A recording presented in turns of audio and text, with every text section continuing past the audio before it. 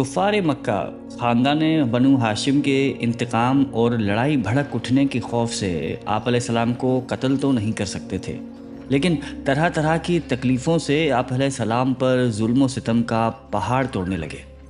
चुनांचा सबसे पहले तो आप अलैहिस्सलाम के काहिन, साहिर, शायर, मजनू होने का हर कूचा व बाज़ार में ज़ोरदार प्रोपेगेंडा करने लगे।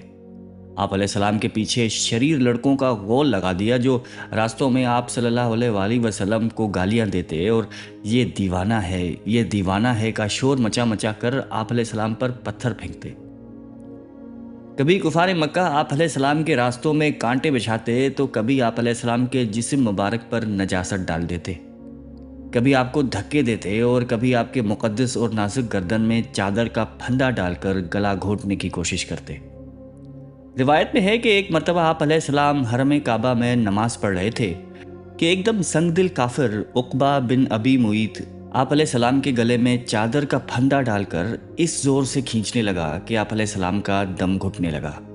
चुनांचा ये मंजर देखकर हज़रत अबू बकर सिद्दीक़ रज़ी अल्लाह ताला अन्हु बेकरार होकर दौड़ पड़े और उक़बा बिन अबी मुईत को धक्का देकर दफ़ा किया और ये कहा कि क्या तुम लोग ऐसे आदमी को कत्ल करते हो जो ये कहता है कि मेरा रब अल्लाह है। उस धक्कम धक्का में हज़रत अबू बकर सिद्दीक़ रज़ी अल्लाह ताला अन्हु ने कुफ़ार को मारा भी और कुफ़ार की मार भी खाई। कुफ़ार आप अलैहिस्सलाम के मौजज़ात और रूहानी तासीरात को देखकर आप अलैहिस्सलाम को सबसे बड़ा जादूगर कहते थे। जब आप अलैहिस्सलाम कुरान शरीफ की तलावत फरमाते तो ये कुफ़ार कुरान और कुरान के लाने वाले यानी जिब्रील और कुरान को नाजिल फरमाने वाले और आप अलैहिस्सलाम को गालियां देते और गली कोंचों में पहरे बिठा देते कि कुरान की आवाज़ किसी के कान में न पड़ने पाए और तालियां पीट पीट कर और सीटियां बजा बजा कर इस कदर शोर व गुल मचाते कि कुरान की आवाज़ किसी को सुनाई नहीं देती थी। आप अलैहिस्सलाम जब कहीं किसी आम मजमे में या कुफ़ार के मेलों में कुरान पढ़कर सुनाते या दावत ईमान का वाज फरमाते तो आप अलैहिस्सलाम के चचा अबू लहब आप अलैहिस्सलाम के पीछे चिल्ला चिल्ला कर कहता जाता कि ए लोगो, ये मेरा भतीजा झूठा है, दीवाना हो गया है, तुम इसकी कोई बात ना सुनो। एक मरतबा आप अलैहिस्सलाम एक बाज़ार में दावत इस्लाम का वाज फरमाने के लिए तशरीफ़ ले गए और लोगों को कलमा हक़ की दावत दी तो अबू जहल आप अलैहिस्सलाम पर धूल उड़ाता जाता था और कहता था कि ए लोगो, इसके फ़रेब में मत आना, ये चाहता है कि तुम लोग लात और इज़ा की इबादत छोड़ दो। लात और इज़ा कुफ़ार मक्का के दो बुतों का नाम है। इसी तरह एक मरतबा आप अलैहिस्सलाम हरम काबा में नमाज़ पढ़ रहे थे। ऐन हालत नमाज में अबू जहल ने कहा कि कोई है जो ज़बा किए हुए ऊँट की ओझड़ी लाकर सजदे की हालत में इनके कंधों पर रखते। ये सुनकर उक़बा बिन नबी मुईत काफिर उठा और उस ओझड़ी को लाकर आप अलैहिस्सलाम के दोष मुबारक पर रख दिया। आप अलैहिस्सलाम सजदे में थे, देर तक ओझड़ी कंधे और गर्दन पर पड़ी रही और कुफ़ार कह कह मार मार कर हंसते रहे और मारे हंसी के एक दूसरे पर गिर पड़ते थे। आखिर बीबी फ़ातिमातुज़ ज़हरा रज़ी अल्लाह ताला अन्हा जो उन दिनों अभी कमसिन लड़की थी आईं और उन काफरों को बुरा भला कहते हुए उस ओझड़ी को आप अलैहिस्सलाम के दोष मुबारक से हटा दिया। आप अलैहिस्सलाम के क़ल्ब मुबारक पर कुरैश की इस शरारत से इंतहाई सदमा गुजरा और नमाज से फ़ारिग होकर 3 मरतबा ये दुआ मांगी कि अल्लाहुम्मा अलैका बिकुरैश, यानी ए अल्लाह तू कुरैश को अपनी गिरफ्त में पकड़ ले। फिर अबू जहल, उतबा, शीबा, उमैया और उमारा बिन वलीद का नाम लेकर दुआ मांगी कि ए इलाही तू इनको अपनी गिरफ्त में ले ले। हज़रत अब्दुल्ला बिन मसूद रज़ी अल्लाह ताला अन्हु फरमाते हैं कि खुदा की कसम, मैंने उन सब काफरों को जंग बदर के दिन देखा कि उनकी लाशें ज़मीन पर पड़ी हुई थी। फिर उन सब कुफ़ार की लाशों को नहायती ज़िल्लत के साथ घसीट कर बदर के एक गड्ढे में डाल दिया गया और आप अलैहिस्सलाम ने फरमाया कि इन गड्ढे वालों पर खुदा की लानत है। ये सब के सब हुजूर करम सल्लल्लाहु अलैहि वसल्लम के पड़ोसी थे और उनमें से अक्सर बहुत ही मालदार और साहिब इक़्तिदार थे। मक्के वालों की सरकशी को देखते हुए जब आप अलैहिस्सलाम को उन लोगों के ईमान लाने से मायूसी नज़र आई तो आप अलैहिस्सलाम ने तबलीग इस्लाम के लिए मक्के के करीब बस्तियों का रुख किया।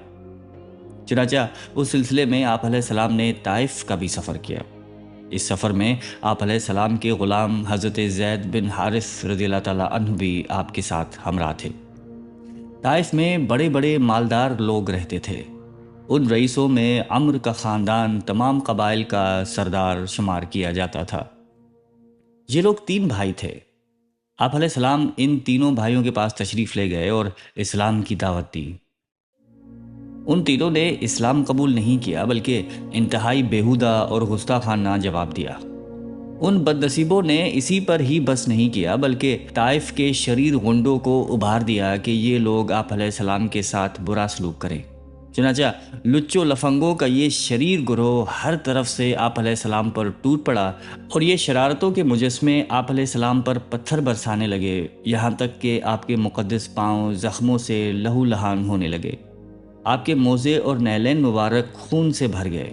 جب آپ علیہ السلام زخموں سے بےتاب ہو کر بیٹھ جاتے تو یہ ظالم انتہائی بے دردی کے ساتھ آپ کا بازو پکڑ کر اٹھاتے، اور جب آپ چلنے لگتے تو آپ پر پتھروں کی بارش کرتے اور ساتھ ساتھ تانا زنی کرتے، گالیاں دیتے، تالیاں بجاتے، ہنسی اڑاتے تھے۔ حضرت زید بن حارث رضی اللہ تعالیٰ عنہ دوڑ دوڑ کر آپ علیہ السلام پر آنے والے پتھروں کو اپنے بدن پر لیتے تھے اور آپ علیہ السلام کو بچاتے تھے، یہاں تک کہ وہ خود بھی خون میں نہا گئے اور زخموں سے نڈھال ہو کر بے قابو ہو گئے، یہاں تک کہ آخر آپ علیہ السلام نے ایک انگور کے باغ میں پناہ لی۔ یہ باغ مکہ کے ایک مشہور کافر عتبہ کا تھا۔ آپ علیہ السلام کا یہ حال دیکھ کر عتبہ اور اس کے بھائی شیبہ کو آپ پر رحم آ گیا، اور کافر ہونے کے باوجود خاندانی حمیت نے جوش مارا۔ چنانچہ ان دونوں کافروں نے آپ علیہ السلام کو اپنے باغ میں ٹھہرایا اور اپنے نصرانی غلام کے ہاتھ آپ کی خدمت میں انگور کا ایک خوشہ بھیجا۔ آپ علیہ السلام نے بسم اللہ پڑھ کر خوشے کو ہاتھ لگایا تو نصرانی غلام تعجب سے کہنے لگا کہ اس طرف کے لوگ تو یہ کلمہ نہیں بولا کرتے۔ آپ علیہ السلام نے اس غلام سے دریافت کیا کہ تمہارا وطن کہاں ہے؟ اس نصرانی غلام نے فرمایا کہ میں شہر نینوا کا رہنے والا ہوں۔ آپ علیہ السلام نے فرمایا کہ وہ حضرت یونس علیہ السلام کا شہر ہے، وہ بھی میری طرح خدا تعالیٰ کے پیغمبر تھے۔ یہ سن کر وہ نصرانی غلام آپ کے ہاتھ پاؤں چومنے لگا اور فوراً ہی آپ کا کلمہ پڑھ کر مسلمان ہو گیا۔ اسی سفر میں جب آپ علیہ السلام مقام نخلا میں تشریف فرما ہوئے اور رات کو نماز تہجد میں قرآن مجید پڑھ رہے تھے تو نصیبین کے جنوں کی ایک جماعت آپ علیہ السلام کی خدمت میں حاضر ہوئی اور قرآن سن کر یہ سب جن مسلمان ہو گئے۔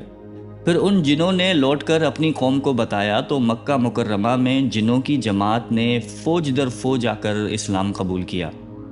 چنانچہ قرآن مجید میں سورہ جن کی ابتدائی آیتوں میں خداوند عالم نے اس واقعے کا تذکرہ فرمایا ہے۔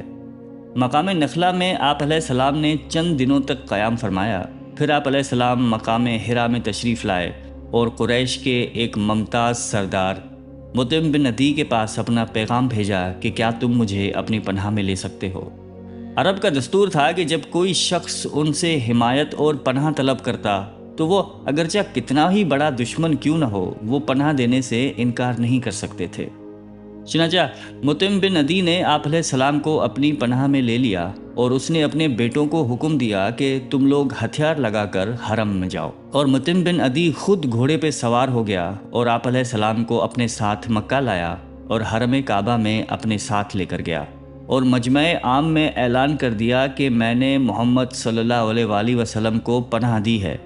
اس کے بعد آپ علیہ السلام نے اطمینان کے ساتھ حجر اسود کو بوسہ دیا اور کعبے کا طواف کر کے حرم میں نماز ادا کی، اور مطعم بن عدی اور اس کے بیٹوں نے تلوار کے سائے میں آپ علیہ السلام کو آپ کے دولت خانہ تک پہنچا دیا۔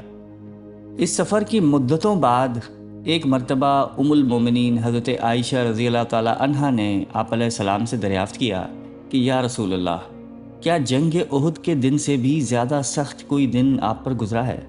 تو آپ علیہ السلام نے فرمایا کہ ہاں عائشہ، وہ دن میرے لیے جنگ احد سے بھی زیادہ سخت تھا جب میں نے طائف میں وہاں کے ایک سردار کو اسلام کی دعوت دی۔ اس نے دعوت اسلام کو حقارت کے ساتھ ٹھکرایا اور اہل طائف نے مجھ پر پتھراؤ کیا۔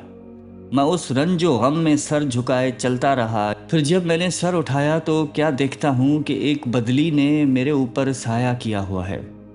اس بادل میں سے حضرت جبرائیل علیہ السلام نے مجھے آواز دی اور کہا کہ اللہ تعالیٰ نے آپ کی قوم کا قول اور اس کا جواب سن لیا ہے، اور اب آپ کی خدمت میں پہاڑوں کا فرشتہ حاضر ہے تاکہ وہ آپ کے حکم کی تکمیل کرے۔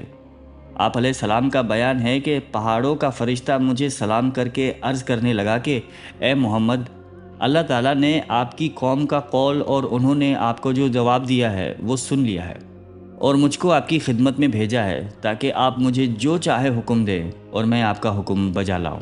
اگر آپ چاہتے ہیں کہ میں ان دونوں پہاڑوں کو کفار پر الٹ دوں تو میں الٹنے کے لیے تیار ہوں۔ یہ سن کر آپ علیہ السلام نے فرمایا کہ نہیں، بلکہ میں امید کرتا ہوں کہ اللہ تعالیٰ ان کی نسلوں سے اپنے ایسے بندوں کو پیدا فرمائے گا جو صرف اللہ تعالیٰ کی ہی عبادت کریں گے اور شرک نہیں کریں گے۔